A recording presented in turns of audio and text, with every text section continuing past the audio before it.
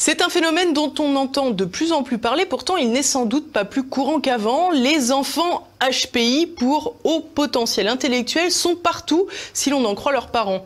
Un diagnostic à la va-vite qui cache parfois une réalité moins optimiste.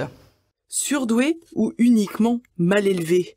Haut potentiel intellectuel, haut potentiel surdoué ou zèbre, depuis quelques années, les qualificatifs pour désigner élogieusement sa progéniture ne manquent pas dans les dîners mondains ou non. Une tendance renforcée par la série télévisée à succès nommée HPI, mettant en scène une mère de famille précaire résolvant des enquêtes policières grâce à ses capacités cognitives très au-dessus de la moyenne. Pourtant, ces dénominations utilisées à l'emporte-pièce ne sont pas anodines. Elles font en effet référence à une réalité scientifique mesurable.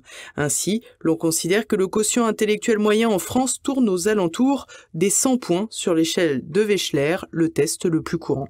Des tests effectués la plupart du temps chez un psychologue spécialisé et non pas en ligne sur un site web ou dans un magazine de plage. En effet, les résultats doivent être interprétés et mis en relation avec le sujet. En d'autres termes, on ne détecte pas un enfant surdoué sur un coin de table en quelques clics sur un ordinateur. En réalité, au-delà de la fierté naturelle des parents pour leur progéniture, l'obsession de l'enfant surdoué vient aussi d'une véritable tendance sociétale.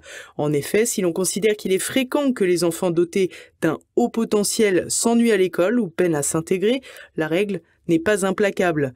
Ainsi, si un enfant surdoué peut tout à fait s'adapter à son environnement et ne pas ressentir de difficultés de socialisation ou d'ennui, à l'inverse, un enfant qui ne suit pas à l'école n'est pas nécessairement un génie.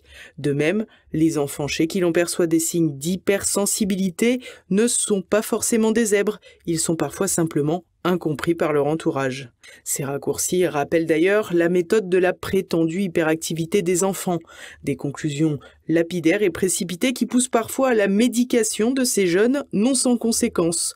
Pourtant, cette prétendue hyperactivité est bien souvent la conséquence d'un oubli crucial. Les enfants ont besoin de dépenses énergétiques, des besoins pas toujours compatibles avec leurs sédentaires de parents, rien qui ne se règle avec des pilules pourtant. Vous l'aurez donc compris, il y a sans doute beaucoup moins d'enfants hyperactifs qu'on ne le dit, et selon la même logique, il y a sans doute moins de génies. Car si les seuils de douance diffèrent selon les tests, on s'accorde communément sur le fait qu'une intelligence supérieure atteint au moins 130 points. Un seuil que seuls 2% de la population atteindrait. De quoi se rassurer car la répartition des quotients intellectuels suit une courbe de Gauss plus ou moins aplatie selon les tests. Ainsi, bonne nouvelle, s'il y a moins de génies que prévu, il y a aussi moins de tout petits culs.